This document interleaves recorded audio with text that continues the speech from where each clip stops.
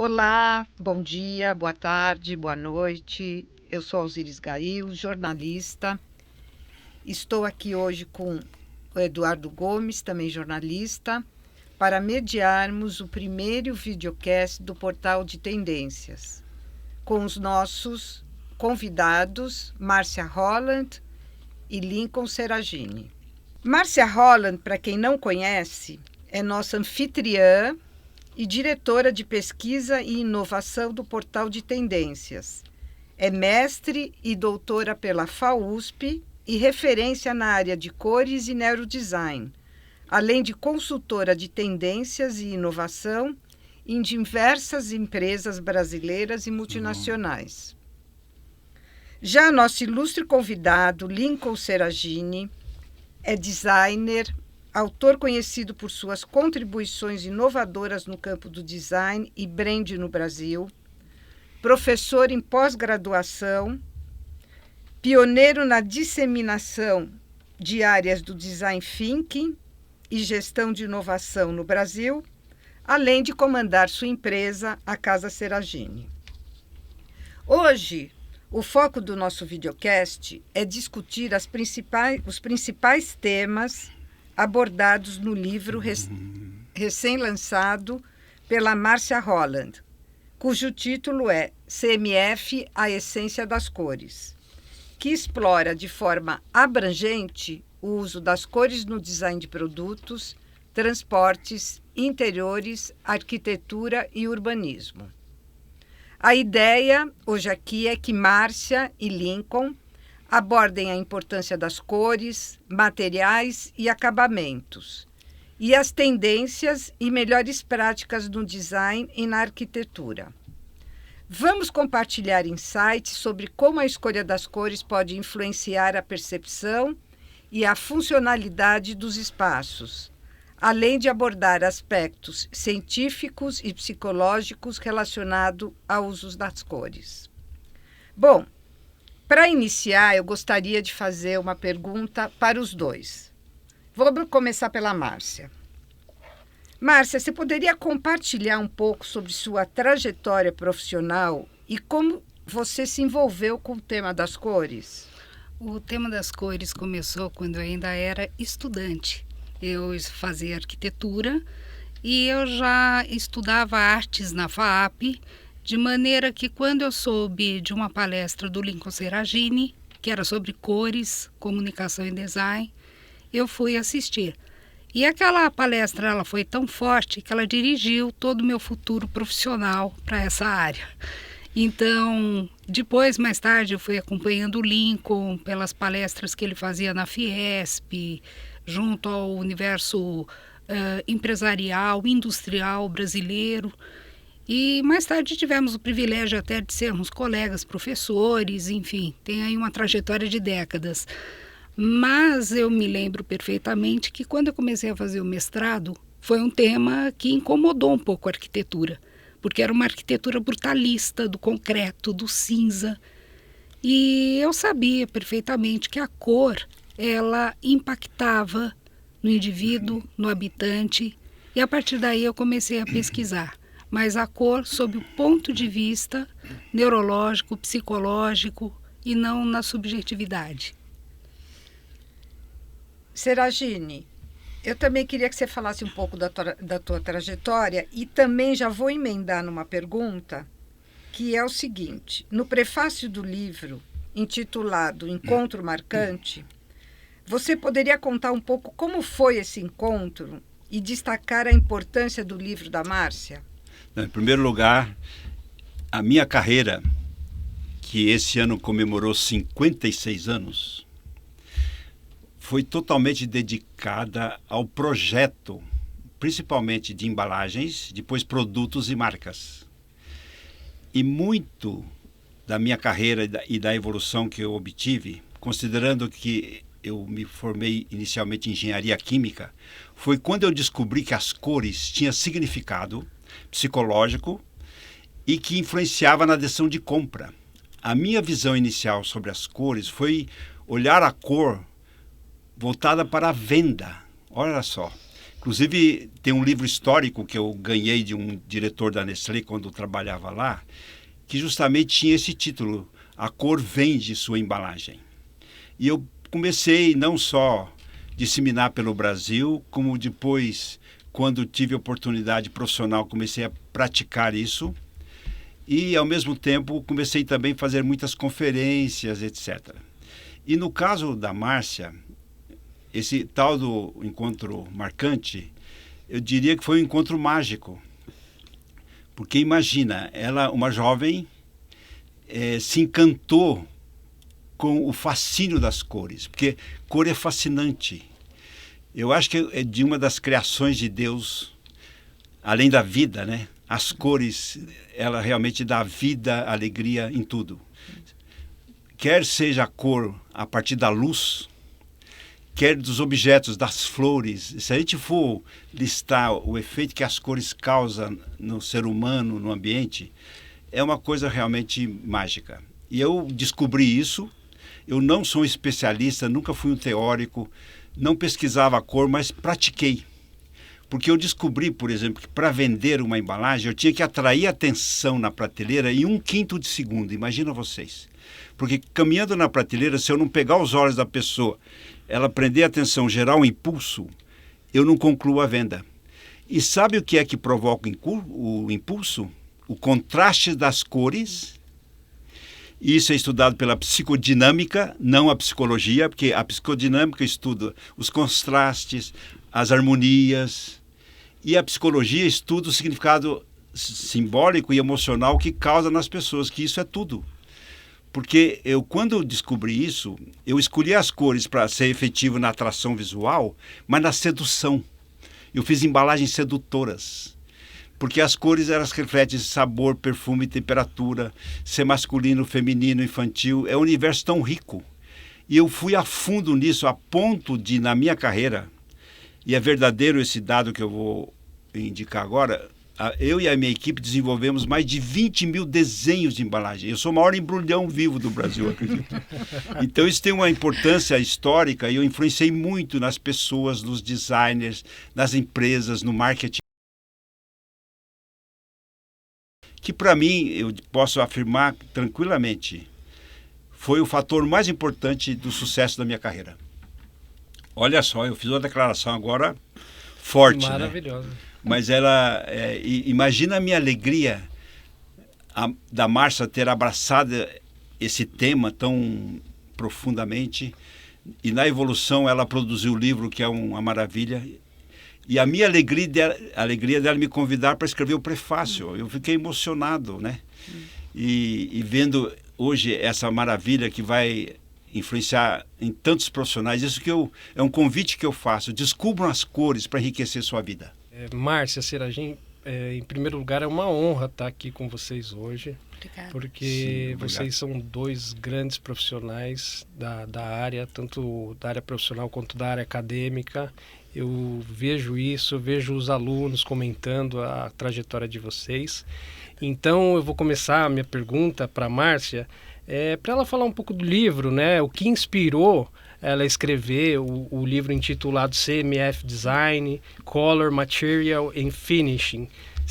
Para ela poder destacar para a gente os conceitos fundamentais do livro, né? Que é um livro fantástico. Bem, na verdade, nós como educadores sempre temos um problema, sintetizar, né? Então, sempre falam que quando um professor ganha um microfone, é difícil parar de falar. Então, na verdade, esse estudo, ele nasceu, conforme eu havia comentado, de uma motivação ainda estudante, mas quando eu fiz o meu mestrado e meu doutorado, eu produzi muita pesquisa.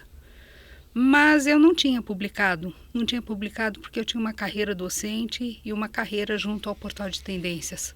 Então, sempre eu protelava.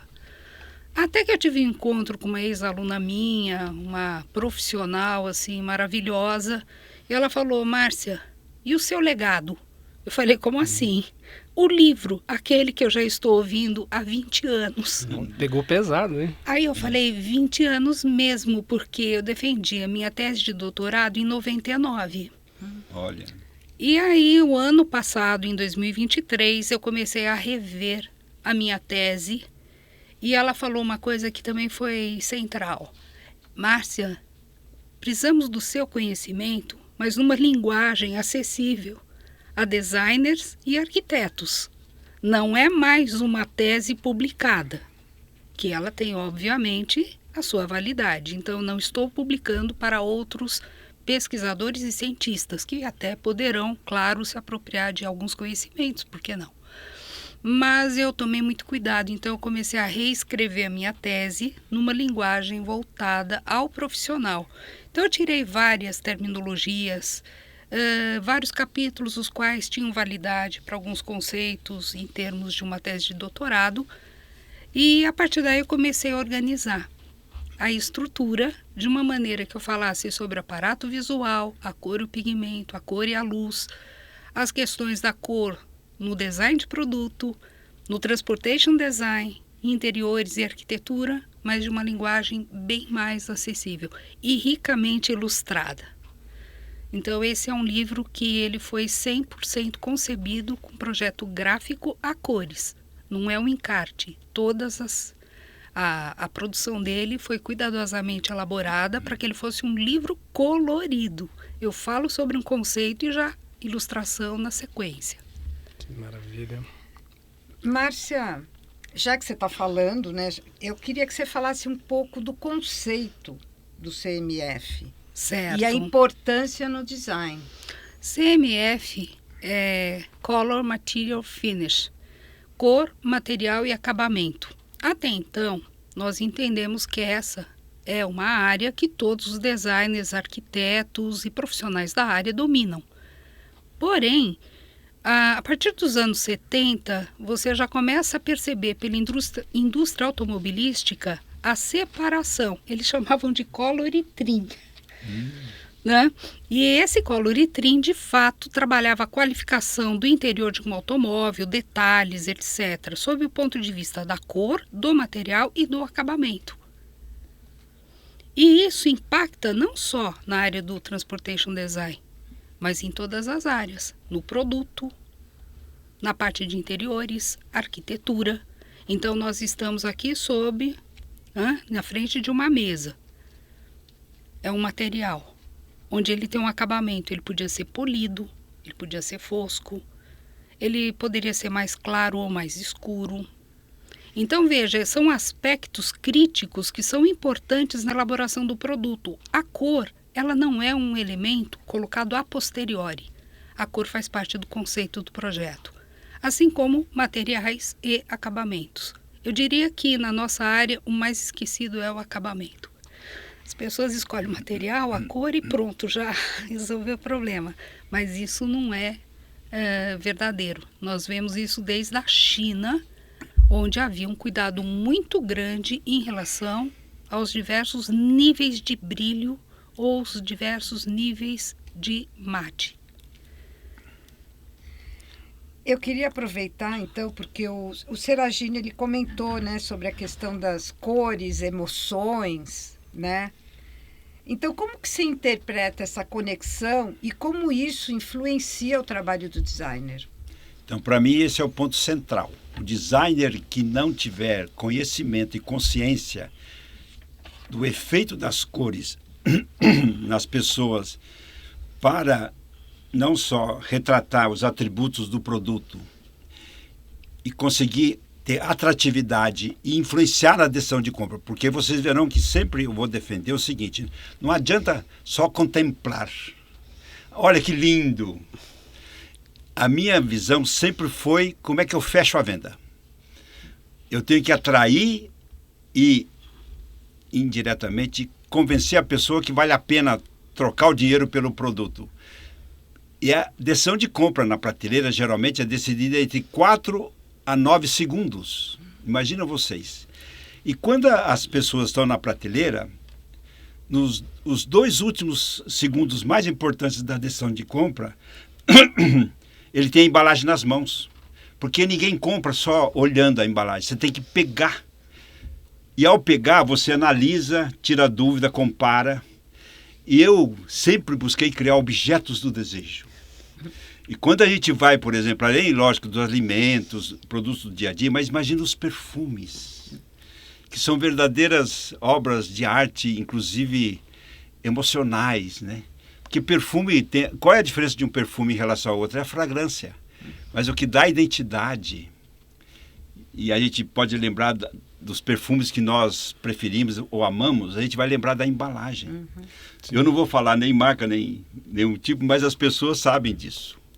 Então, esse universo simbólico, porque o que a embalagem faz, como qualquer outro objeto, é a materialidade da cor. Porque a cor começa com a luz, o arco-íris. E como é que ela tangibiliza no produto? Ela vira material, transparente, o brilho, a própria integração, né, com os materiais que precisam ser processados. E é marcante, porque quando, por exemplo, eu vou até falar alguns nomes que vocês vão entender. Quando eu falo maisena, o que você lembra de imediato? Uma caixa amarela. Não lembra do pozinho branco? Porque a verdadeira maisena é um amido branco. É. Se eu falar Coca-Cola, você vai lembrar do vermelho com a marca em branco. E o que Coca-Cola é? Um xarope marrom, feio. É saboroso, sim, mas sim, não é a Coca-Cola. Para o consumidor, a marca é a embalagem, e a embalagem, ela para o consumidor, é o produto. Não dissocia uma coisa da outra. E de todos os elementos visuais, isso eu aprendi e pratiquei imensamente. A cor vem em primeiro lugar.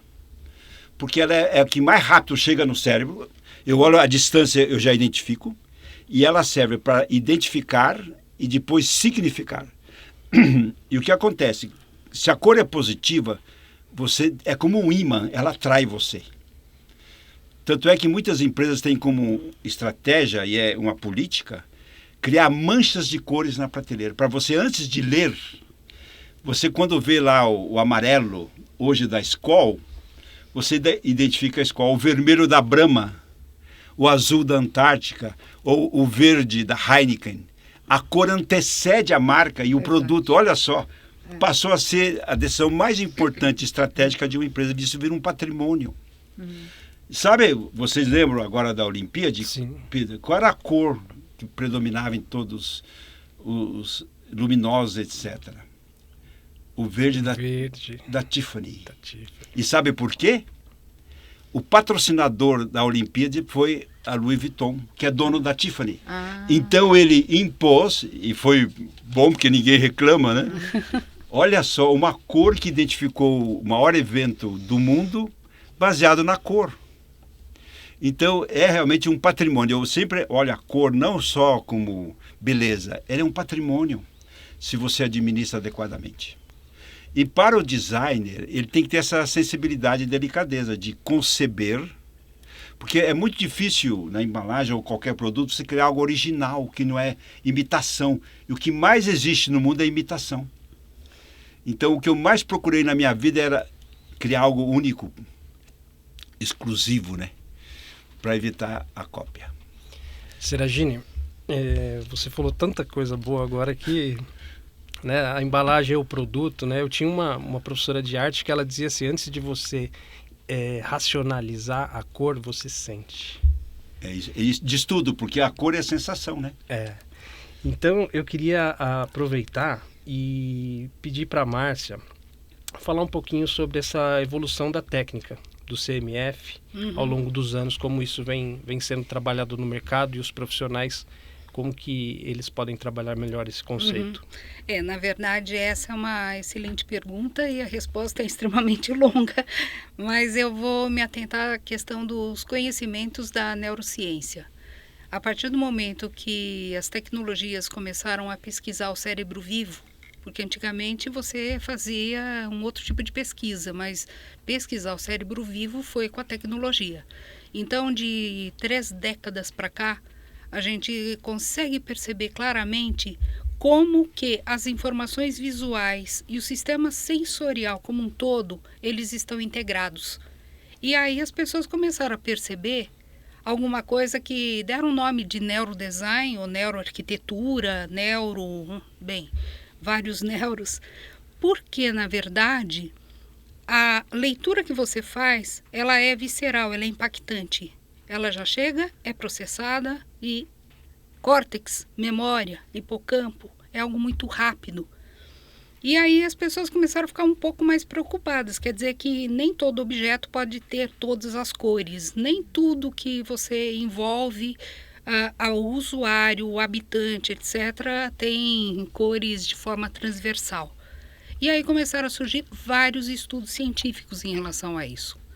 Mas a neurociência, alguns equipamentos que hoje até discuti um dia desse com o Seragini, né? O eye tracking, para você ver como que a pessoa olha, ela chega no supermercado, quais são os mecanismos de atenção, quais são os tipos de atenção e o tempo de processamento. É uma conversa que há 30 anos a gente não poderia ter, nem imaginar, né? Então, hoje em dia, a tecnologia é a grande responsável por essa evolução em CMF, não tenha nem dúvida. Além disso, nós temos os grandes centros de estudos de tendências. Eles também ajudam a nortear materiais novos, movimentações importantes como biomateriais, que até então era um assunto muito pouco discutido, começou a ser mais discutido de 15 anos para cá, né? Então, a evolução do CMF, o que eu vejo hoje, 2024, é que nós vamos ter muitas novidades em biomateriais e também no conhecimento do comportamento humano, principalmente. A segunda pergunta é como podemos aplicar as teorias apresentadas no livro em projetos de design de interiores. Então, como você pode compartilhar com a gente um exemplo prático? O exemplo prático, eu faço até uma apresentação de um case no último capítulo, onde eu mostro como a associação ela é importante. Nós, na nossa área profissional, arquitetura, design, nós lidamos com cores, propomos e às vezes o usuário ou, digamos, o habitante, ele não está, digamos, com um discurso técnico em relação àquela cor ou àquela interferência. E eu conto o caso de uma pessoa que ela é emblemática, mas que ela pode ilustrar muitas coisas. Vou até contar um caso, né? Eu trabalho com empresas, eu não tenho um escritório onde vem um cliente para eu colorir a casa dele, por exemplo. Mas quando você tem amigos, geralmente os amigos vêm com algum caso. E nesse caso em especial era de um amigo advogado, cujo pai era advogado também, que comprou um escritório muito bonito em frente ao Shopping Guatemi, no andar que ele queria, com todas as características. E ele me procurou e falou: Márcia, ele não para no escritório. Eu falei: como assim? Ele não está se sentindo bem no escritório. Eu falei: mas será que é algum problema de saúde, alguma coisa? Não. Saúde nota 10. E eu fui visitar o escritório, porque para amigo nós fazemos qualquer coisa. Amigo é amigo, certo? Então o amigo chamou, eu fui lá. E eu comecei a perceber o tratamento de interiores daquele escritório. Era um típico escritório clássico de advogado. Paredes esverdeadas, quadros de cavalos, madeira até meio... Enfim, aquelas características que nós já conhecemos. Quando eu apliquei o teste, que inclusive está na contracapa, para verificar a associação, né? Eu não sou psicóloga, não vou ficar entrando em meandros os quais eu não, até por questões éticas, eu não entraria. Mas a associação faz parte da nossa área. Quando você vê uma cor, o que você se lembra? E eu comecei a fazer um inventário. O inventário dele, resumindo, só dava associação negativa para a tonalidade verde. Só associação negativa. Aí eu cheguei para o meu amigo e falei: olha, vai ter que mudar a cor da sala dele, a biblioteca, etc. Enfim, locais que ele fica muito tempo, vai ter que alterar. Você tem que pintar dessa cor aqui. Passado um tempo, eu até esqueci o fato, ele me cumprimentou pelo aniversário, eu falei: e o seu pai, como é que vai? Ele está feliz, ele não sai mais do escritório, agora a gente tem até que pedir para ele Funcionou. encerrar. Porque é isso, eu estudei muitos anos esses processos associativos. A cor, ela tem, claro, um elemento simbólico muito forte e cada pessoa tem um inventário próprio. É só que ela é de outra área, ela não sabe expressar. Claro. Ou seja, eu não estou me sentindo muito bem aqui. Mas por quê? Não sei. Não sabe de onde vem, né? E o meu último capítulo trata e mostra como você deve desenhar esse inventário, né? Muito bom. Vamos falar agora, Seragine, sobre o impacto das cores. A Márcia fala muito sobre essa questão do impacto das cores no psicológico, e é o que a gente vem falando aqui na nossa conversa. Eu vou falar para a Márcia, vou perguntar para a Márcia quais são os motivos por trás das cores, como o vermelho da KitchenAid, que virou uma cor icônica, né? Além de outras cores escolhidas aí pela marca, né? Quais são esses motivos que fazem essas cores se tornarem referências históricas? Eu acho que até o próprio Seragine já comentou, é a questão da sedução. Então, só abrindo um pequeno parênteses na história do design, os primeiros eletrodomésticos eram muito pesados. Eles eram muito feios, porque eles vinham da indústria. Eles vinham da indústria e eram miniaturizados, quer dizer, miniaturizados daquele jeito. Não é da época do Seragine. Mas, quando eu era pequena, Seragine, a minha avó tinha um aspirador de pó que parecia um foguete russo. Ele tinha até rodinha, porque ele era tão pesado, ele era assim, tão máquina, bruto, que você pensava, acho que era mais fácil pegar a vassoura e fazer. Verdade, ele assustava, né? Assustava. E o caso da KitchenAid foi a mesma coisa. Houve uma miniaturização, né, muito bem estruturada, claro, mas o vermelho tinha que ser tão saboroso quanto a maçã do amor. Aqui a gente conhece como maçã do amor. Olha. Lá eles chamam vermelho imperial, que é um doce imperial chinês, que é aquela maçã vidrada. Sim. E aí foi a primeira vez que o Arens, né, o designer da KitchenAid, ele falou: eu quero dar o prazer ou a delícia de cozinhar. Então veja, quando você fala prazer e delícia, você não está colocando atributos funcionais do produto, você está vendendo, como Seragine fala, de uma outra forma. E esse vermelho, ele ficou icônico. Até hoje a KitchenAid tem esse vermelho imperial. Depois, claro, foram criando os outros sabores e cores. Sempre existe essa relação. Em 2023, para 2024, eles revolucionaram. Eles criaram uma cor chamada Salt, né? Que é a cor salgada.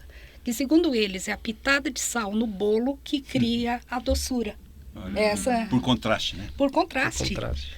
Então, é a primeira vez que você vê, digamos, um outro tipo de proposta, mas muito bem colocado. Que maravilha, né? Eu queria pedir para o Seragine dar alguns exemplos de como diferentes indústrias utilizam as cores para influenciar o comportamento do consumidor. Nossa, que pergunta aberta. Mas você pode reduzir, tudo bem. Não, mas olha... Ela é bem ampla. Qualquer empresa precisa ter uma estratégia de cores que antecede o projeto em si. Porque... imagina, uma empresa tem tantos produtos e começa com a marca. Se aquela marca elegeu uma cor, como eu citei no começo, a primeira empresa que adotou a marca como grande referência foi a Kodak, tudo era amarelo. Depois, outras empresas em produtos, eu me lembro, eu trabalhava na Nestlé, a linha Maggi era tudo amarelo. Né? Inclusive... sabe que eu participei da concorrência do desenho da nova linha de embalagens da Balduco. E o diretor de marketing que tinha vindo da Barilla italiana, que tinha contratado a Landor, que era uma das maiores empresas de design do mundo, São Francisco, fez todos os produtos azul. E quando ele veio no Brasil, ele estava buscando isso. E sabe que ele acabou contratando uma empresa inglesa. E eu me lembro, quando eu vi o desenho, eu falei para a minha equipe, olha, nós realmente não conseguiríamos fazer um trabalho tão detalhado, tão profundo, porque era muito difícil você ter uma monotonia de cores e como distinguir um produto do outro, criar uma hierarquia de valor, de qualidades, né? Uma coisa incrível, é muito difícil. Então, qualquer empresa, e ela tem que fazer, então, o que isso chama posicionamento da marca. Como eu gostaria de ser identificado e percebido. E sempre a percepção, ela pode ser universal, porque você não precisa, até porque é muito difícil você vincular cores a todos os produtos. Mas a marca, isoladamente, ela devia ter uma cor predominante. E toda a comunicação visual dela, os ambientes, a fábrica, tinha que ser marcante, né? Então, eu acredito que a identidade começa com a cor. Depois os símbolos. Depois os produtos. Você vê que é uma hierarquia. Uma hierarquia. Né? Mas eu sempre procuro o eixo principal, que é baseado na estratégia da cor. Que eu acho que, volto a dizer, é o elemento que mais profundamente influencia não só a psique humana, como a preferência. Porque sabe que tem um estudo muito claro da preferência das cores. E, inclusive, assim, qual é a cor mais preferida no mundo? Quem não sabe, é o azul. E qual é a mais rejeitada? É o marrom. Depois você tem lá o verde, e você tem uma escala de preferência, e que muda um pouco culturalmente. Eu também estudei muitos produtos de exportação. E sabe que cada país tem a sua própria cultura. Por exemplo, no Japão, o luto é branco. Você não pode usar o branco para produtos alegres ou coisas do tipo, né? Na China, você não pode usar os dourados, que era assim, específica da realeza ou do governo, dizendo assim. Tem outro simbolismo, né? Outro simbolismo. Então, a cor, eu dizia sempre que a cor tem que ser científica. Inclusive, acho que o artigo mais importante que eu fiz em toda a minha carreira, que norteou tudo, chamava Design Científico de Embalagem. Que eu dizia que uma embalagem não é uma expressão artística. Ela tem que ter significado, tem que ter clareza, além das regras da estética, do equilíbrio, da proporção, das harmonias. As cores são os mais importantes, porque, por exemplo, qualquer embalagem do mundo tem 5 elementos: a forma, a cor, o material, letras, tipografia e imagens. A cor vem em primeiro lugar, porque ela não só chama atenção mais rápido, como conforme a combinação dela você consegue, junto com as letras, garantir a legibilidade. Enfim, eu estou sendo até repetitivo, mas no fundo é isso. O marketing e profissional em qualquer lugar, ele deveria sempre fazer essa pergunta: qual vai ser a cor predominante dessa marca? E depois criar estratégias de implementação o máximo que puder. Esse é o conselho que eu dou. Inclusive, tem uma pergunta aqui que estava direcionada para a Márcia, mas eu acho que tem a ver. Você dá exemplos de campanhas de marketing que se destacaram pelo uso inovador das cores. Então, essas marcas, eu já, desde uma Tiffany, porque quando eu falo Tiffany, o que vem em primeiro lugar para você é a cor. E alguns produtos no mundo, como foi aquela marca de chocolate suíça, que eu já até citei aqui. Você lembra? Lindt? Não. Nestlé. Não Nestlé. A Nestlé é vermelha, né? Nestlé é vermelha. Como Nescau, sabe que eu criei o símbolo do raio do Nescau? Eu tenho um símbolo mundial para Nestlé, que não é pouca coisa, né? Nossa. Mas predomina vermelho. Nossa. Mas Até hoje. E a cor, eu já até citei aqui, ela, até por esse fenômeno visual mesmo, de atração, identificação e ser o imã, tem empresas, né, que realmente estabelecem isso como uma política. E não da liberdade, porque isso é um grande problema. Eu me lembro quando eu tinha que avaliar alguma embalagem da empresa, ou perguntava para os designers: por que você escolheu essas cores? Eles diziam: é porque combina, né? Isso era uma frase muito primitiva, ou porque eu gosto, né? E sabe o que eu dizia para os meus clientes? Eu falava: olha, eu não vou fazer embalagem, o desenho para agradar você. Eu tenho que agradar o consumidor. Porque você cobra de mim se aquela embalagem que eu fiz, ela vai vender. E sabe que eu prometia para os meus clientes, e eu consegui na 90% dos casos, eu garantia a primeira venda. Olha, precisa ser muito homem para fazer isso. E eu conseguia. Nossa. Porque eu tinha que atrair a atenção e fechar a venda. E eu consegui. Porque eu não fazia desenhos só subjetivos, baseados na preferência. Eles eram exatos, precisos. Porque é isso que é difícil as pessoas entenderem, que a cor tem um significado preciso. é científico. Tá bom, não preciso falar mais nada. Cirúrgico, É verdade. É cirúrgico, né? Sim, porque não só porque reflete os atributos do produto, como tem, até pela cultura, pessoas que têm rejeição por uma determinada cor.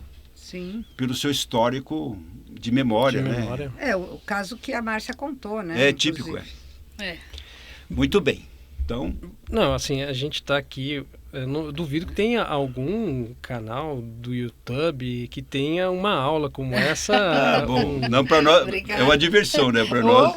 Nem fale. A Continuação da conversa no hall de espera. Nós estamos diante da história do branding, da teoria das cores no Brasil, né? Não, olha, isso eu posso assegurar que é verdadeiro, porque eu fui um dos pioneiros. Eu me lembro, quando eu apresentava as cores, o fascínio das pessoas, descobri.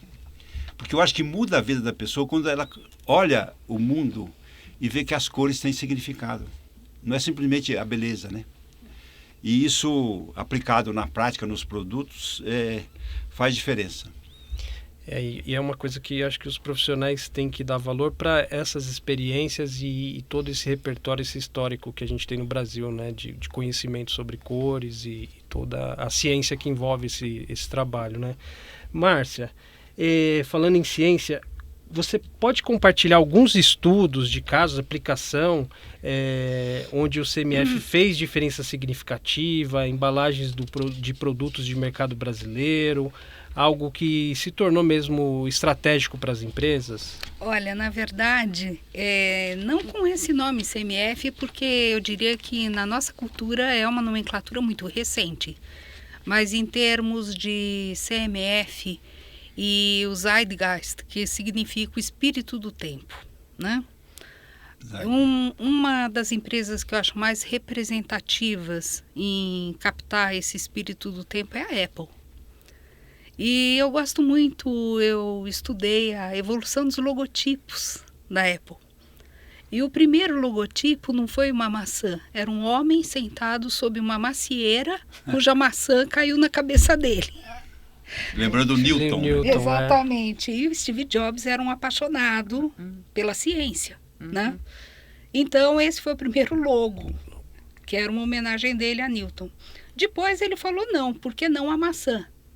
E daí você tem a maçã representada tal qual, depois ela começa a ser estilizada, geometrizada, até que em homenagem a Newton você tem todas as cores do arco-íris e a maçã com todas as cores do arco-íris ficou por 20 anos. Até que resolveram trabalhar uma visão, que inclusive quem ajudou a construção dessa visão foi o Donald Norman, que é a questão de como será a Apple no século XXI. Como é esse futuro? Para o Norman, o futuro era branco e prateado.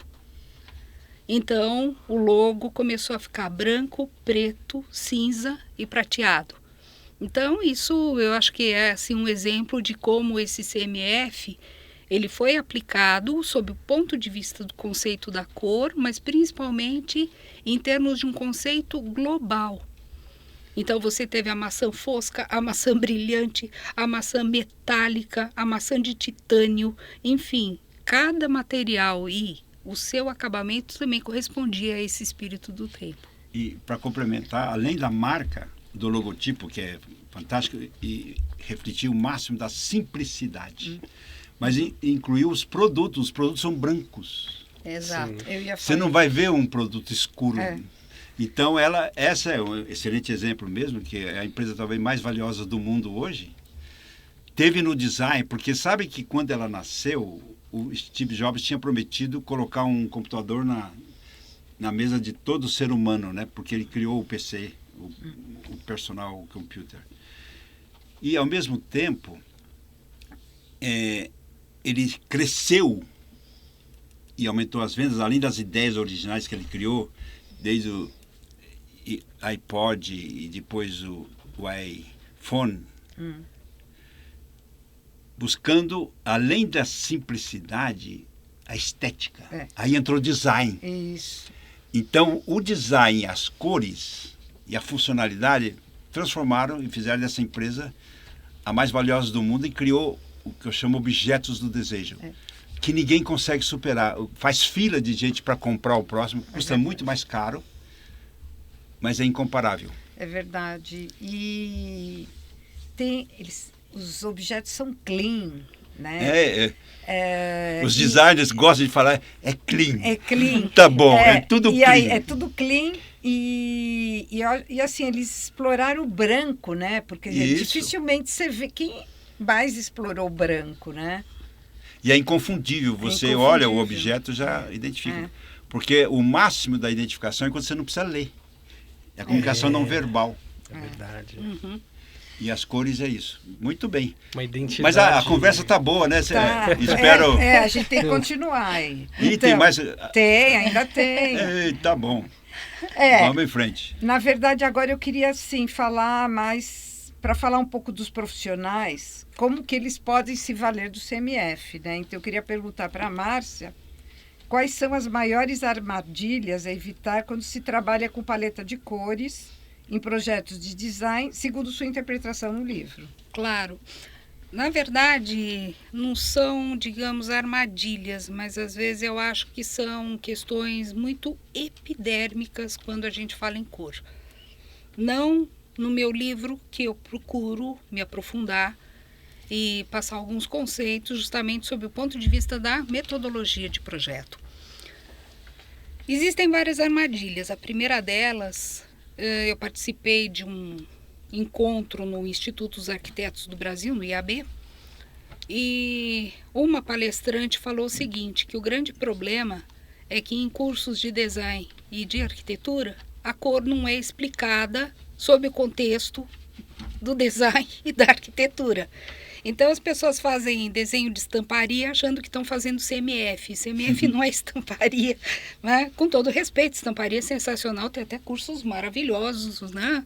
Que ensinam esse profissional realmente com muita competência. Mas CMF não é estamparia. A estamparia ela pode ser analisada sob o ponto de vista do CMF como um conceito aplicável, mas não é isso. Então, a primeira armadilha é entender que cor, material e acabamento é uma tríade inseparável e ela está ligada intimamente com o conceito do projeto. Ela não é alguma coisa voltada... depois eu penso que cor vai ser isso. Depois eu penso que material... Não, o pensamento ele é integrado. A segunda é realmente cair na moda. Não, a moda que eu falo é modinha.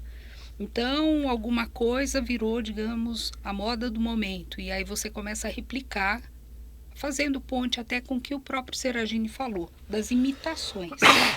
Então, essa é uma armadilha. Então, às vezes, você começa a ver que a cor do ano começa a ser aplicada numa série de objetos e espaços e tem, porque a cor do ano tem que ser aplicada no automóvel, e num ambiente, etc. Então, são algumas armadilhas. E, por último, a questão do entorno. Às vezes a pessoa esquece que o produto é um observador 40 graus. Eu estou próxima. Eu tenho que pensar em cada detalhe como joalheria nesse microfone. E quando eu estou olhando o MASP, eu sou um observador 2 graus. Então eu tenho que pensar na deformação que eu vou ter da cor a uma distância de 50, 100, 200, 300 e 400 metros. Então são algumas armadilhas. A pessoa escolhe a cor do edifício por uma amostrinha desse tamanho. Não vai dar certo nunca. Eu vou pintar um retângulo 80 por 60. Não. Que observador é esse? E isso também está no livro, ou seja, eu tenho o observador próximo e o observador distante. E muda conforme a luz, Sim, né? Totalmente. Temperatura de cor, a questão da localização desse edifício. Também não é da época do Seragini, quando pintaram aí os pontos e estações de vermelho. E pegaram o vermelho de Londres. Está lembrado disso? Faz tempo, né? Nossa. Não, e aumentava a pressão sanguínea das pessoas e as pessoas ficavam enlouquecidas.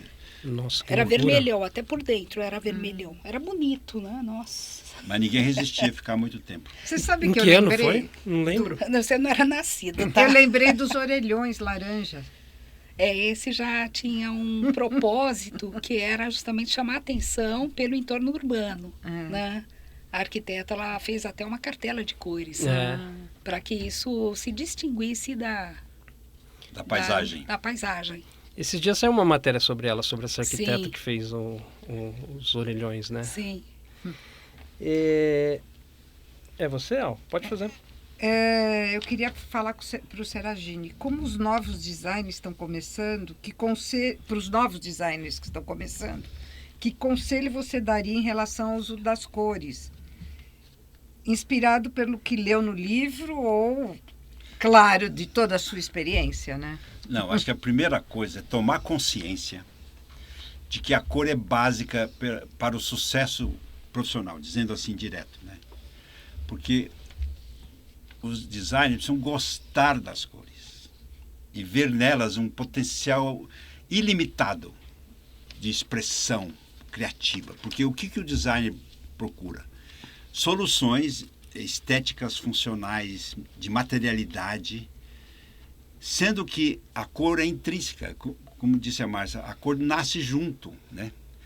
E para que realmente ela seja adequada, porque a primeira coisa, você tem que usar a cor certa. Eu sei que é uma afirmativa muito seca, mas qual é a cor adequada para um produto ou para uma situação? Você tem que primeiro idealizar que efeito você quer causar nas pessoas. Não é uma escolha estética só.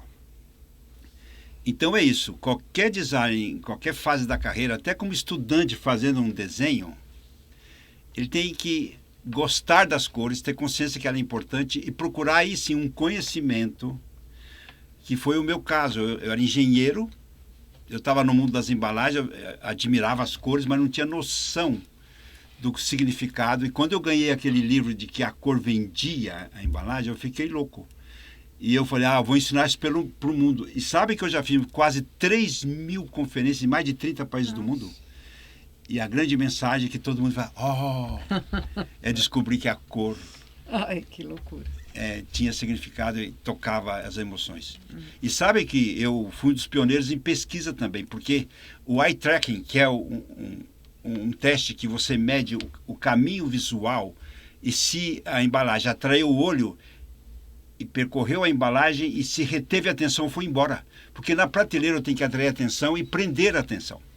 E olha, uma das embalagens mais famosas que eu fiz, que foi a primeira da minha empresa quando eu prestei serviço, foi a Fiorella, uma margarina famosíssima. E o que eu usei? Tinha uma empresa no Brasil que chamava Marplan, que ela já fazia o eye tracking. Ela usava rudimentarmente um computador que ela projetava um raio de luz na curvatura do olho. Esse raio refletia na embalagem. Conforme a movimentação ocular e o tempo, ela filmava e depois computava. Eu tenho esse teste, é um documento histórico, inclusive quando eu fiz minha palestra, ela viu isso, que eu mostrava que as cores, elas não só atraíam atenção, retinham atenção, se eu garantia a leitura em quantos segundos, e depois, se eu transmitia as sensações que precisava. Por exemplo, quando eu fiz a Fiorella, tinha uma lei no Brasil que obrigava que as embalagens tinham que ter 70% de verde, para distinguir da manteiga e comprovar que a margarina é vegetal. Então eu tinha que fazer uma embalagem verde, que as pessoas podiam gostar ou não, mas era obrigatório por lei, mas tinha uma função. E ao mesmo tempo, eu me lembro que eu fiz uma fotografia com café da manhã, assim, a manteiga derretida, o que virou o famoso comercial da Doriana e da família. Eu fui pioneiro de colocar numa embalagem que era tão pobre, né? E aquilo revolucionou, chamou tanta atenção que aí não parei mais. Porque eu demonstrei que as formas, as cores, quando é original e emociona, você não tem limites, né? É isso aí. Então, olha, jovem designer estudante, aposte na cor. Né? E faça disso um grande trunfo profissional. Em resumo, toda a memória afetiva do consumo passou pelas mãos desse homem. Muito. Eu acho que eu influenciei um pouco, realmente. Só um pouquinho. Só um pouquinho, né? Tá bem. Márcio... Agora, até para falar nisso, quando eu era jovem e estava na Nestlé, em 74, eu escrevi num papelzinho qual era o meu sonho. Era embrulhar o mundo. E eu tenho conseguido embrulhar o mundo. Com certeza. Que maravilha. Tá bem? Quando eu pensei, eu falei, ele está falando da memória afetiva do consumo, de tudo que a gente viveu na infância, né, e consumiu, e isso ficou marcado, né, na nossa vida e na nossa trajetória, né? É verdade. E sabe que a embalagem faz parte do seu dia a dia, né? assim, você vive tocando, convivendo com as embalagens, usando em todo sentido, os alimentos, produtos de higiene, limpeza. Depois, quando entra, inclusive eu dizia que as mulheres têm, assim, quando tem assim, aquele imóvel que guarda os seus perfumes, a memória afetiva dela e romântica está retratada nos frascos, que esse foi o primeiro amor, o primeiro beijo, o primeiro namorado, assim, você vai guardando os troféus do amor, olha só. Isso aí é um pouco de fantasia. A gente não quer se livrar dos perfumes, dos É verdade. Das embalagens. Porque faz parte da Cada nossa uma vida. tem uma Vira história. um objeto do desejo e passa a ser um objeto de amor, né? Olha que bonito, eu tô romântico hoje. Tá Né? E guarda a história, né? Isso que é importante, né? E nós que criamos isso, idealizamos provocar isso nas pessoas, né? Márcia, eu vou juntar aqui umas perguntas aqui, fazer Porque no livro você fala bastante da criação das personas, nos projetos e as influências que que tudo isso recebe, né? Então, a pergunta vai no aspecto seguinte, na volta ao passado, né? Então, quanto do cinema, da fotografia, da arte, ele influencia nesse processo criativo, nesse processo dos projetos, da definição das cores, né? E aí eu queria emendar com a história da Bic, que eu acho que é muito interessante para todo mundo que está assistindo. Então falar disso, falar a influência da história da humanidade, do cinema, da arte, na criação dos seus projetos e dos projetos como um todo. Na verdade, eu sempre acreditei numa linha onde o sujeito, o elemento, o projetista, aquele que cria, ele está imerso num universo de influências. Então, é muito interessante que a história da arte, a história da arquitetura e do design sempre trabalham de uma forma integrada, mostrando que aquilo, de fato, suscitou uma inspiração ou suscitou uma atitude, às vezes até uma atitude de revolta, e aí você tem essa produção material. Na verdade, é muito interessante quando você começa a verificar que no universo da cor, sempre você teve questões simbólicas maiores. Como eu citei no livro e como o Lincoln também colocou aqui, a questão das cores, as hierarquias, a cor do vermelho imperial, que só o imperador e o dourado também poderiam ser usados por eles, a sobreposição de telhados. Então as pessoas vão à China, acham linda aquelas sobreposições, mas tem um significado. E como é que eu sei desse significado? Estudando a história. Então, o CMF, ele é a verdade de um momento. Ele não é uma aplicação ou uma moda. Ele reforça e ele é o conceito do projeto. Então, se eu estiver falando de biomateriais, sustentabilidade, diretrizes para a sustentabilidade do planeta, fica um pouco incoerente eu adotar pigmentos que vão impactar negativamente, seja na sua produção ou até na sua reprodução. Então, o CMF, de fato, ele faz parte dessa história, mas de uma forma genuína. Não uma questão apenas epidérmica, né? Você me fez mais uma pergunta. Sobre a história da caneta Bic, do design e tudo que envolve. Eu acho que o Seragini também pode... pode contribuir também. Né? Eu tenho um grande amigo chamado Aguinaldo, e o Aguinaldo falou assim: Márcia, eu queria aconselhar que no seu livro você também se colocasse como pessoa. Eu falei, como assim? Não, eu acho que não é mais um livro sobre cores, não é o CMF, mas eu gostaria que as pessoas te conhecessem como a Márcia. Aquela Márcia do Instagram que sempre conta uma historinha, ilustra e fala e tal. Falei, tá, eu acho que eu vou fazer isso. E eu estruturei o livro, cada capítulo tem uma historinha selecionada do Instagram, que foi algum pensamento, alguma reflexão, alguma coisa assim muito espontânea. E eu me lembrei da Bic, porque quando eu era diretora de uma determinada faculdade, eu e a vice-diretora fomos assinar os diplomas. E a gente assinou com caneta Bic. E pronto. Nada mais assinando. natural, né? Era uma solenidade, com paz, teve cantoria, flores, enfim, uma solenidade de formatura.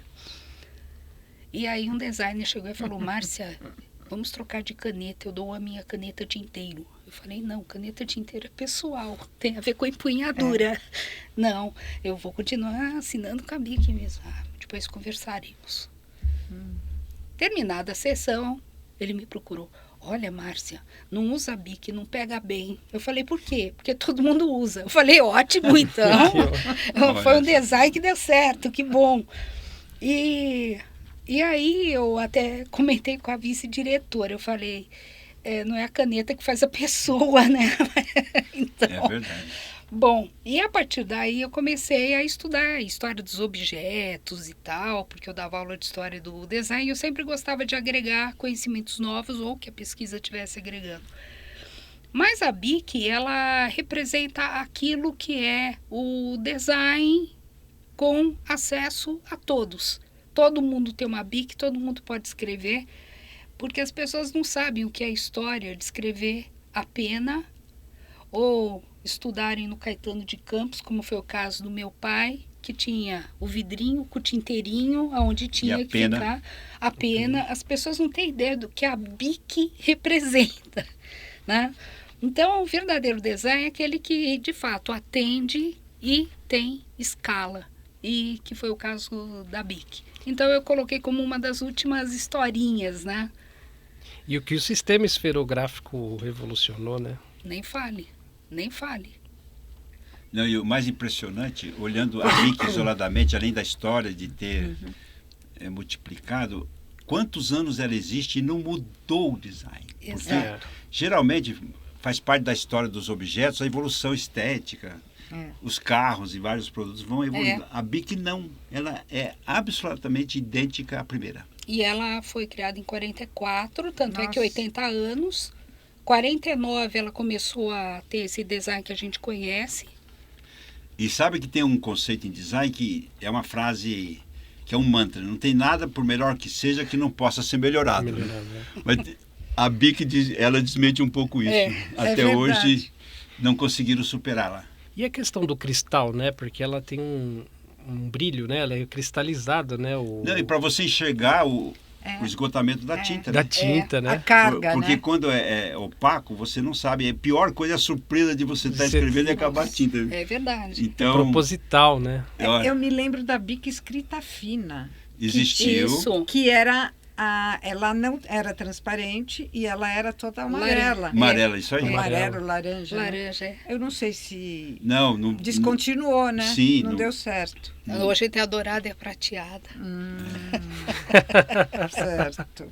Agora, eu tive um sócio italiano que quando falava de caneta, ele dizia, só tem 2 tipos de caneta no mundo. As que você pode perder e as que você não pode perder. É verdade. Essa é interessante. Ótimo. Né? Que maravilha. Então, já entenderam, né? Mas sabe que esse assunto é tão excitante, eu não vou falar mais, porque teria tanta coisa mais para despertar, porque o meu desejo é que a pessoa acorde. Fale, nossa, eu acho que vai mudar minha vida, abraçar as cores como assim, um elemento fundamental em minha vida. Eu acho que a gente pode pensar num segundo episódio aí. Não, já tá bom, já. Para aprofundar mais. Com certeza. Não, sim, eu sempre estarei disponível e principalmente olhando o efeito nas pessoas, porque nós, designers, o Brasil não tem assim um histórico de criação universal e internacional. Porque nós sempre fomos imitador dos móveis italianos. Aí eu me lembro, eu fazia marcas para grandes marcas famosas de fabricantes de calçados em Franca. Não vou nem citar as marcas, mas sabe o orgulho deles? Na Itália, eles compravam o par de sapatos italianos, jogava fora um para passar na alfândega, via com a mala cheia de um calçado, para ficar imitando. Por isso que o Brasil perdeu o crescimento na exportação de calçados, porque a China ganhou na produtividade, mas começou a fazer design original. Porque o Brasil não faz muito design original das coisas. E por isso que nós não criamos valor e competitividade. Não é só questão de custo. Eu acho que isso é um desafio para nós, designers. Eu eu também milito muito nesse mundo da exportação. Inclusive fiz o desenho da marca da Agência de Exportação Brasileira, Apex, né? Apex. E que eu prometia lá que é o melhor do Brasil para o mundo, mas olha, está longe. Está longe. O Brasil realmente não se dedicou. E o design é uma grande ferramenta de criar valor e competitividade. Alzira, acho que você pode falar de ESG, né? Com a Márcia. Eu queria falar do ESG. E assim, sabe, porque a gente fala tanto de ESG, né, que eu acho que é importante, né, como que a sustentabilidade está impactando a escolha de cores e materiais nas indústrias. Eu acho ainda que esse assunto ele ainda é muito nascente, porque quando você fala em pigmentos naturais, né, os corantes, etc., as pessoas esquecem às vezes que o natural ele está impactando de uma forma muito mais negativa do que o sintético. Então, eu acho que existem questões que eu diria causam certo desconforto. Por exemplo, vamos voltar ao tempo do indigoeiro, Lincoln, né? Então, vamos fazer uma plantação de 300 hectares de indigoeiros para resultar em 3 quilos de pigmento. Não pode. Então, quer dizer, nós estamos hoje numa sociedade que tem necessidades, rapidez, de volume, né? Volumes, escalas, as quais muitas vezes você está protegendo muito mais o ambiente utilizando um corante, o qual ele é sintetizado quimicamente correto, né? Principalmente a minha professora de colorimetria, ela dizia o seguinte: o problema do tingimento não é o tingimento, é a falta de conhecimento de fórmula molecular. Por quê? O tecido está lá. E aí você tem as moléculas dos pigmentos. Aquela água da lavagem tem que sair, inodora, insípida, transparente, enfim. E o que você vê é uma carga enorme de pigmentos e esse resto que não reagiu, porque faltou a fórmula química. Sim. De Vai realmente contaminar combinação os rios, mar, tudo. Mas, Seragine, você vê uma mudança na preferência por certas cores ou materiais devido a essas preocupações ambientais? Sim, um pouco. Apesar que tem, antes do uso das cores em si, o mundo verde, né? Na embalagem, principalmente, aconteceu até por legislação. Por exemplo, produtos para crianças, os pigmentos não podiam ter metais pesados, não podiam ser tóxicos. Então, sim, essa responsabilidade socioambiental repercutiu, sim, principalmente na formulação dos pigmentos, né? Por essa razão. E lógico que o mundo verde, inclusive, é fake, porque toda empresa que quer conotar que o produto é ecológico, ou usa papel craft, né? Ou até imprime imitando a textura do café do craft. E vira uma abundância de verde, que reconhece-se imediatamente que é um produto ecológico. Mas isso é greenwash. É greenwashing. Então é isso, mas influenciou sim, e isso está reduzindo um pouco, porque o consumidor está cansado de ser ludibriado ou enganado, né? Quer dizer, então, o ESG não precisa ser verde. Não, porque o que acontece? Ele precisa ser responsável, limpo, responsável e em toda a cadeia, né? Porque eu, inclusive, eu estou desenhando a capa de um livro de reciclagem.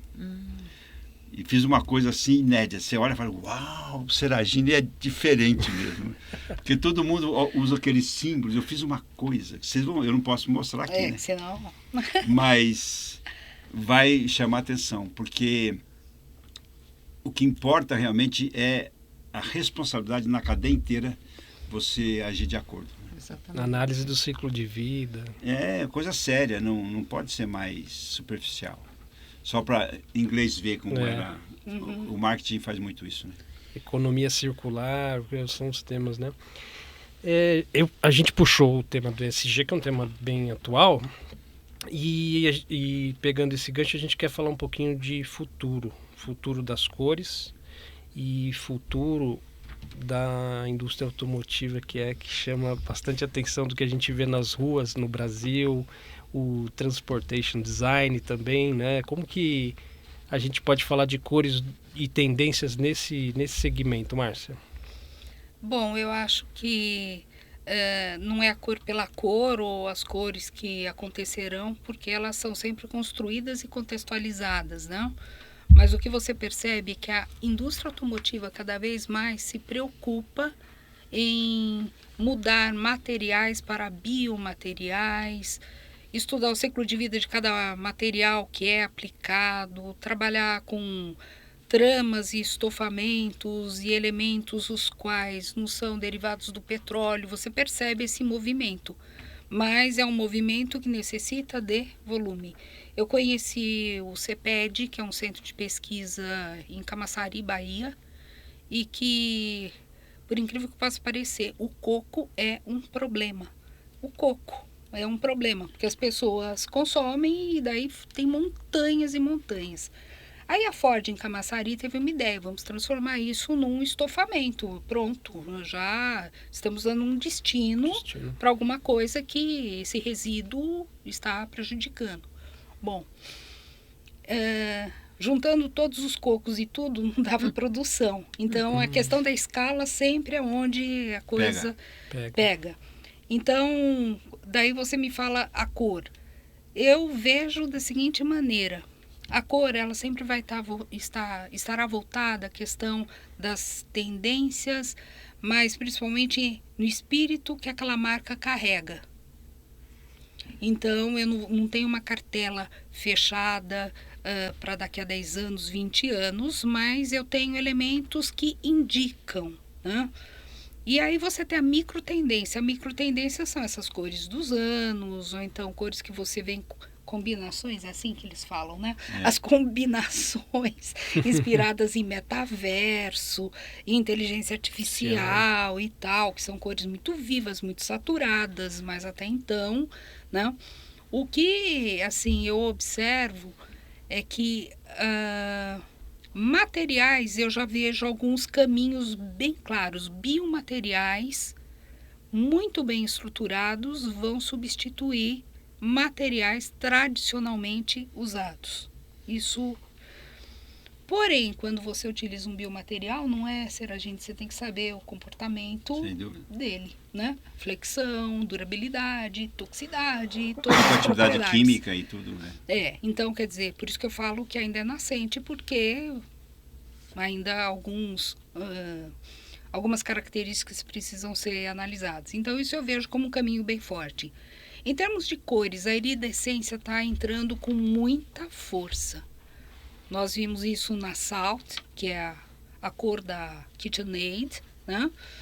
Nós estamos observando em alguns automóveis. Então, conforme o ângulo de incidência da luz, você tem carros que vão mudando de cor, né? É uma coisa incrível, né? A cor mutante. Então, eu vejo esse como um caminho. Mas não vou falar para você que será o vermelho, azul ou violeta, mas, assim, cores com propriedades iridescentes. Isso eu já vejo. Talheres iridescentes, inclusive, não sei se o Seragini já viu. É alguma coisa que chama atenção, porque a iridescência deforma. Então, você vai pegar uma coisa que você tem na sua cabeça como um determinado formato e daí você olha e é uma ilusão, não era bem aquilo. Então, iridescência. E como você chega tecnicamente, o que é isso? A iridescência é uma tinta? Como que... A iridescência, ela é calculada pelo ângulo de incidência luminoso e pela reflexão. Hoje em dia, você tem nanotintas. Então, na nanotinta, você dá uma ordem. Eu quero uma reflexão de 30 graus. E daí, todos obedientes seguem. Você passa essa tinta e houve, digamos, uma obediência em termos de ângulo de incidência e reflexão. E aí, conforme o ângulo, você vai tendo cores diferentes com a irradiação de luz branca ou luz azul, enfim, né? Que maravilha. E aí, a gente está falando de tecnologia, né? Tecnologia.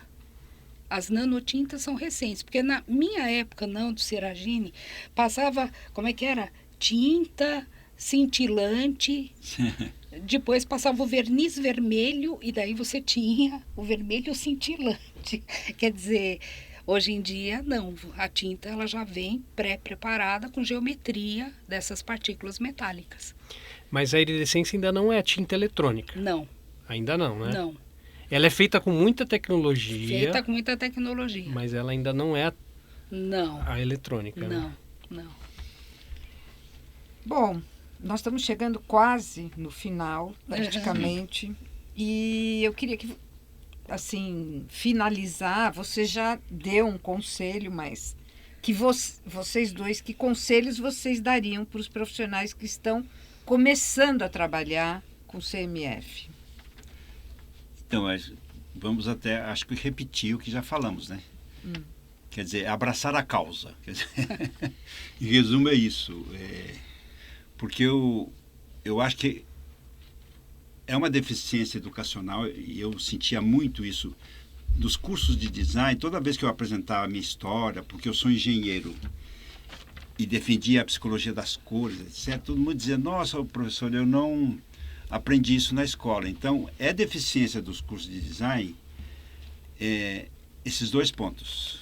Não dar muita noção das propriedades dos materiais, porque como é que você vai conceber um objeto se você não tem noção das propriedades dos materiais, como ele é processado, transformado. E, ao mesmo tempo, essa questão da cor. Porque os alunos lamentavam mesmo, nossa, eu não aprendi isso no curso. Tanto é, olha aqui, eu não sei se foi na palestra que eu fiz para você no Mackenzie, ou uma outra que eu ia muito lá, que teve como consequência, além do efeito em você, que vê onde é que foi parar. Gerou tudo isso, né? Eu fui convidado, eu levei um susto para ser paraninfo da turma daquele ano. Eu falei, mas como? Eu falei 1h30, falou, mas professor, o que o senhor falou valeu mais para nós do que toda aquela lenga-lenga dos professores que deu teoria, porque nós vimos o que acontece na prática e você fala com tanto entusiasmo. É isso aí. Eu fui, imagina, eu mocinho, acho que eu tinha 27 anos, ser paraninfo. Fazendo aquele discurso lá no auditório bonito. E foi, para mim, uma realização. Porque, para mim, aconteceu muita coisa prematuramente, né? E o meu grande, assim, amigo da carreira foram as cores. Olha que bonito. É uma declaração de amor, né, que eu estou fazendo aqui. Muito bem. E você, Márcia? A minha recomendação é que nós estudamos um campo de conhecimento interdisciplinar. Então, o design do produto, ele não é apenas o projeto, assim como a arquitetura não é só o edifício. Mas existem elementos os quais contribuem qualitativamente e que devem ser estudados. Então, eu acho que a questão da prática ela é fundamental, ela tem que ser exercitada. Eu recomendo sempre aos alunos que a partir do 2º ano comece a fazer estágio, essa vivência é fundamental. Mas eu acho que tem que ser feito, sim, uma reestruturação, isso eu falo enquanto educadora, afinal, 39 anos já dá para falar um pouquinho, né? Tem base, né, para falar. Tem uma pequena base. Pequena. Mas eu acho que os currículos hoje, eles são enxutos e existem muitas pontes de conhecimento que o aluno deve trilhar por si. Fazer cursos de extensão, cursos de especialização. Esse é o meu conselho. Não, e faz parte para mim o beabá do design, como na literatura aprender o português, o abecedário, é aprender cores. Porque quem não domina as cores não vai conseguir fazer um projeto profissional, até usando a linguagem de um profissional, né? É isso aí. Acho que, enfim, e o mundo colorido melhora a vida das pessoas, né? É isso que eu desejo para todos. Colorir o mundo. Que ótimo. Porque eu já vendi embrulhar o mundo. Agora, agora vamos colorir. Só que eu não vou roubar da Márcia esse conceito que ela quer colorir o mundo. E eu embrulhei o mundo. Né? Bom, eu gostaria de agradecer a sua ilustre participação. Foi maravilhoso. A Márcia de ter proporcionado Obrigada. esse nosso primeiro videocast. E agradecer a você que está nos assistindo, tá? E é isso. Vamos para muitos, né? Exatamente. Esperamos.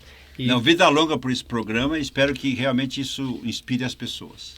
Eu acho que foi não tem como dar o melhor primeiro passo como esse, né? Tendo Daí nós temos algo muito a ver. E eu também preciso dar uma informação que ela influenciou muito no branding brasileiro. Sabe que, além da minha carreira em design, embalagem, eu fui o primeiro brasileiro que conheceu o branding. Não vou dar detalhes aqui, mas no ano de 1998 eu conheci o branding. Comecei a organizar assim, os primeiros conhecimentos, fazer conferências, etc. E no ano de 2002, através de um designer amigo que era coordenador do design editorial do Mackenzie, depois do Instituto Rio Branco, onde a Márcia era diretora acadêmica. E conversando com ele, nós decidimos planejar um curso de branding que foi o primeiro curso de pós-graduação da América Latina. Olha. Que foi o mais importante, durou mais de 15 anos, formou as primeiras gerações. E olha o fato que eu queria destacar. Eu estava lá no hall do elevador lá do Instituto Rio Branco, junto com o Antônio Roberto, que foi esse líder, que é muito amigo também da Márcia. E ela viu nós dois e perguntou o que a gente estava conversando, dizendo: oi, Seragine, você aqui, que alegria, né? Nós estamos planejando um curso de branding. Ela olhou para mim e falou: olha, o que você quiser fazer aqui, você vai conseguir. Olha só a importância disso, porque imagina num lugar tradicional que tem aversão por inovação e risco. Foi essa mocinha aqui que deu esse presente para o Brasil, porque sabe que os primeiros cursos de branding revolucionaram a filosofia gerencial do Brasil. Mais do que os clássicos de marketing, porque o branding está acima do marketing. É uma outra conversa. Sim. Mas ela foi a grande promotora disso. Obrigada, Magine. Mas foi um trabalho em equipe, vai. Sem dúvida, mas se não fosse a atuação dela, o curso não teria sido aprovado. Porque ela sabe bem, porque eu depois tive a oportunidade de redesenhar a marca do Rio Branco, inclusive do Colégio Rio Branco. Eu sei a mentalidade, Sim. o que acontecia lá para passar um conceito novo. E ela, guerreira como foi, conseguiu. E é mérito dela, porque senão o curso não ia para a rua. E esse videocast aqui, então, ele representa dois grandes pioneirismos no Brasil, né? A gente está falando do primeiro livro de CMF do brasileiro e o... É original, porque tem muitos livros que são ou tradução ou adaptação, mas ela não, ela fez um estudo autêntico. O que eu valorizo na obra dela é isso, é fruto do estudo e de uma visão que ela tem, técnica, incorporando depois a neurociência. Sim. E aplicada, né, no design e na arquitetura. E no mundo automotivo também, que é importante. Maravilha. E em breve teremos os próximos livros, exatamente, né, Márcia? De materiais e acabamentos, e o último é a questão da análise multissensorial. Parabéns. Vai completar todo o ciclo. Todo o ciclo. E que para o bem das pessoas, né? Porque eu acho que isso é um presente que ela está dando para a sociedade. Para a sociedade, para os profissionais, né? Porque o Brasil não tem histórico de criação original. Nós somos muito imitadores. Tanto é que os grandes nomes das técnicas são em inglês. Marketing, merchandising, franchising. Você começa a ver a lista. Design thinking, branding, etc. Não tem brasileiro. Maravilha. Obrigado, gente. Obrigada. Foi uma alegria também. Espero que, pelo menos, se despertar nas pessoas esse amor pelas cores, já ganhei o dia e, assim, vou ficar feliz. Pra gente foi uma honra, né, Alzira, participar Nossa. disso, né? Muito legal. Sem palavras. Bom, eu, em nome da equipe do Portal de Tendências, também queria formular aqui o meu agradecimento primeiro ao Lincoln, né? Companheiro aí de décadas, né? De alegrias e de batalhas. E a vocês dois, né? Com a assessoria de imprensa, da Ateliê de Textos, Comunicação, uma empresa já consolidada há tantos anos, em terem topado o videocast. E que esse Eu seja queria o primeiro de cumprimentá-los. muitos. pela qualidade da apresentação de vocês e a condução. Obrigado. Perfeito. Eu me senti tão bem. Por isso que eu fiquei animado em contar a história aqui. Porque, olha, você conseguiu arrancar... E você também, vocês dois, vocês formam uma dupla... Opa! Incrível. Ah, que bacana. ótimo. Realmente Obrigado. vocês vão ter futuro, viu? Obrigado. Obrigada, viu?